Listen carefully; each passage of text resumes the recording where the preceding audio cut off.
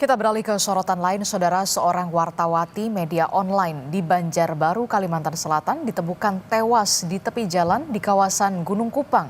Seorang anggota TNI Angkatan Laut diduga terlibat pembunuhan korban.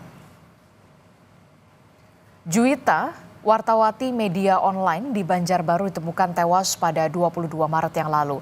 Awalnya korban ini diduga meninggal dunia karena kecelakaan tunggal saat menggunakan sepeda motor. Namun detasemen polisi militer Lanal Balikpapan mengonfirmasi anggotanya terlibat pembunuhan. Terduga pelaku berpangkat Klasisi 1 dengan inisial J sudah dilakukan penahanan.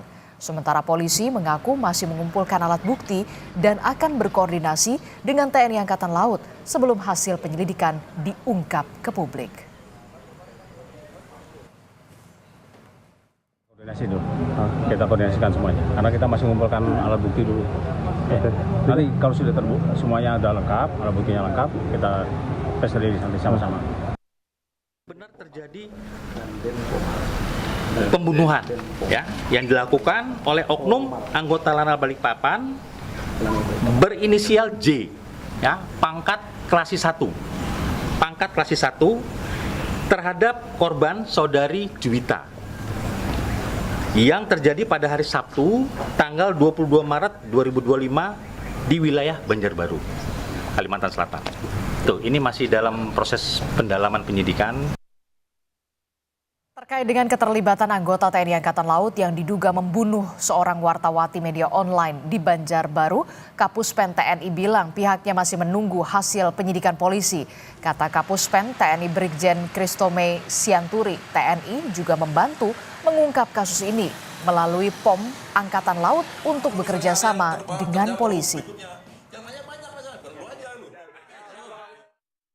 Karena informasi yang kita dapat juga bahwa Klasisi J ini sejak tanggal 17 Maret sampai hari ini dia ada di satuannya di Balikpapan. Nah, nanti kita lihat, makanya kita tunggu saja. Jadi mohon bersabar, jangan artinya kita bertumpu pada opini bahwa terbukti dia memang dia pelakunya, dia nggak ada ampun. Tadi yang seperti komen tadi dari pengamat itu kan hukum sebenarnya.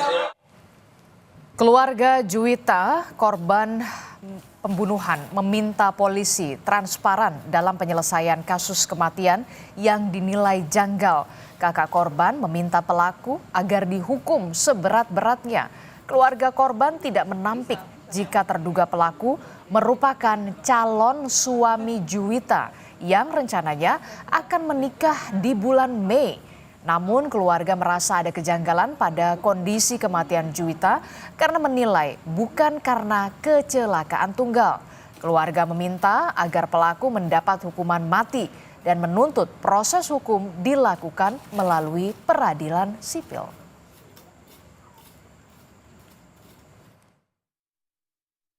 Seberat-beratnya mati. Bahkan wajib hukuman mati, permintaan dari pihak keluarga dan ulun pribadi sebagai kakak yang merasa kehilangan